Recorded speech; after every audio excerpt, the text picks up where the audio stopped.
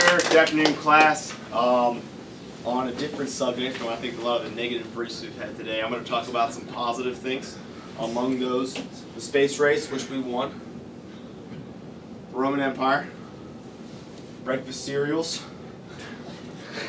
Rocky, and hopefully at the end of this talk I will convince you the limits of our human potential and our ability to attain success when we put our minds to it and engage ourselves in hard work.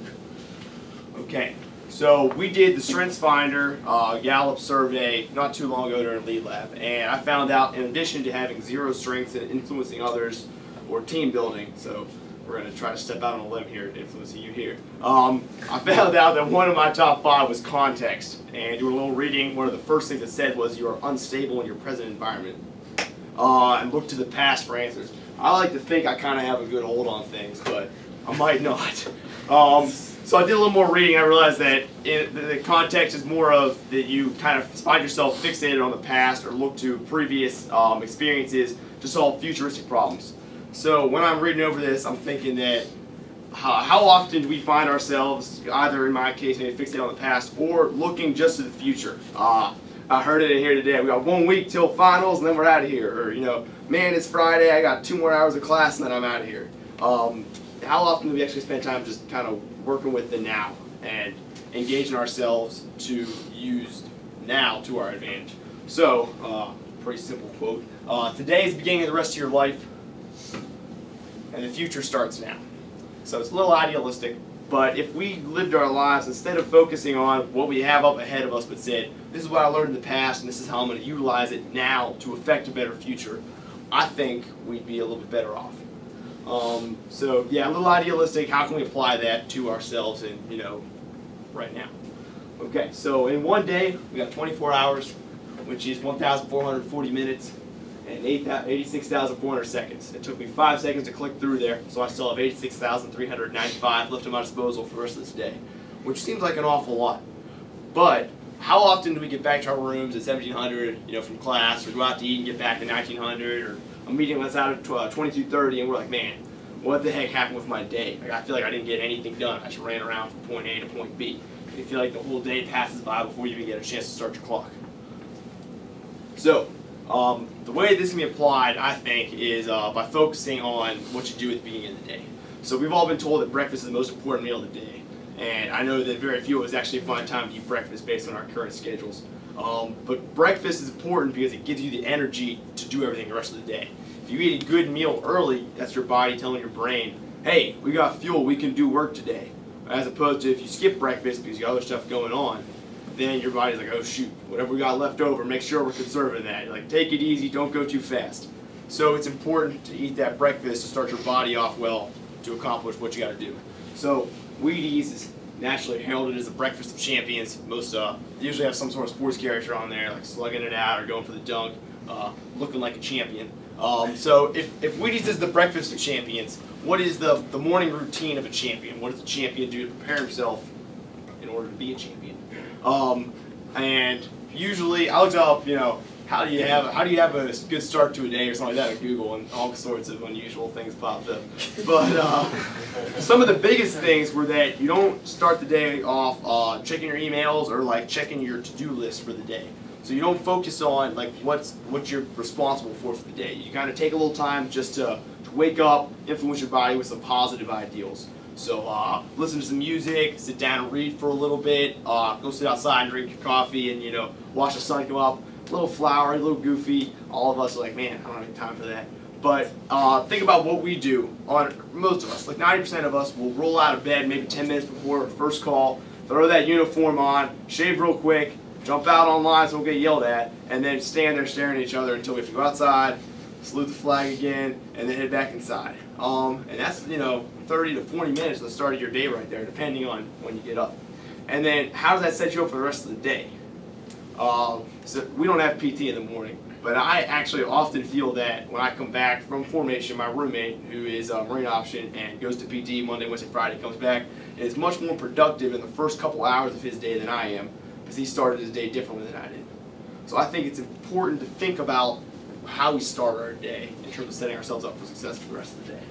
Okay, so we've all heard the term, you know, Rome wasn't built in one day. Nothing that we actually want out of life can be achieved in one day. You can prove me wrong later if you want to, but I can't think of a thing that I would really want out of life that I can get in one day. But what we want out of life can be achieved by working hard on a day-to-day basis in pursuit of that same vision. So, that sounds like, kind of ridiculous. Like, we all have off days. Like, in this 1 week, we probably have 1 or 2 days where we're like, I just wasn't firing on all cylinders today.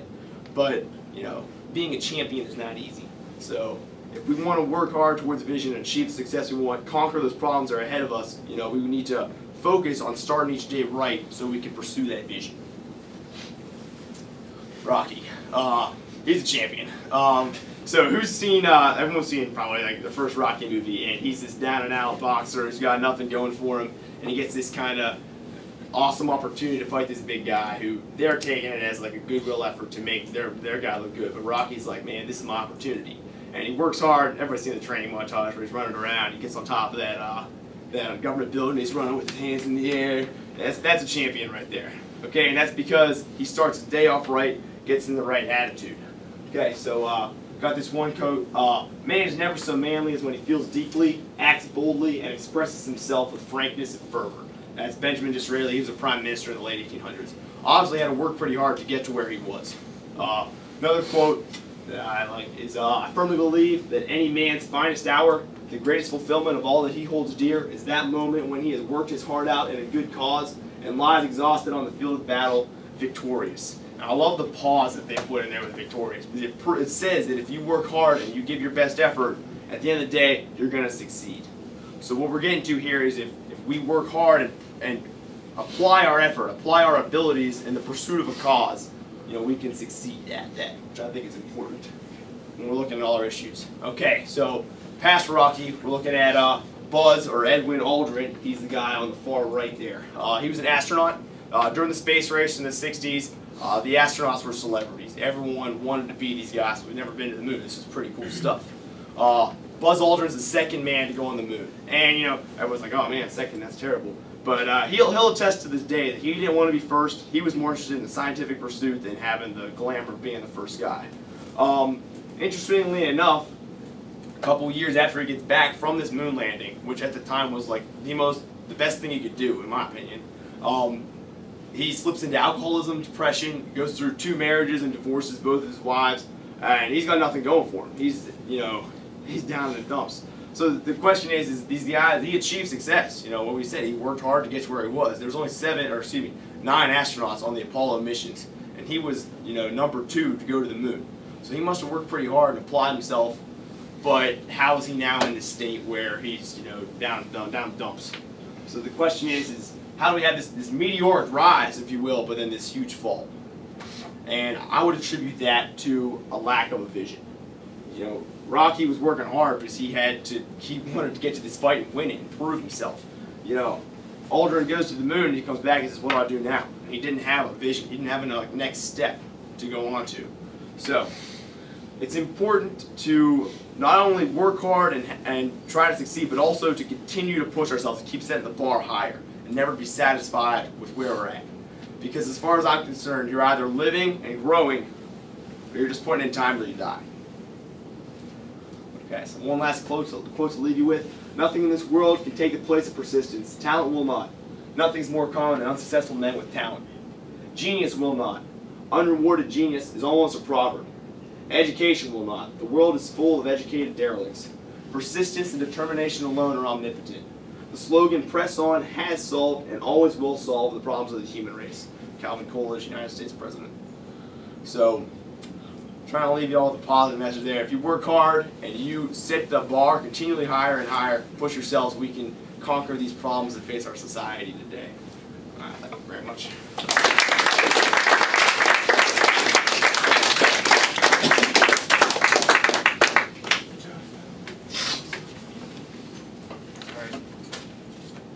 That's all we have for today. So I will see you Monday, which is the last day of class. It'll go really fast. Yeah. So I'll just go to church. I definitely don't know. I slowed it down. Slower than I used to. Captain Leonard, has there been any news yet about Ron coming back from high school? Do you know if they have any time? Is there any new timeline information? Really was the last time.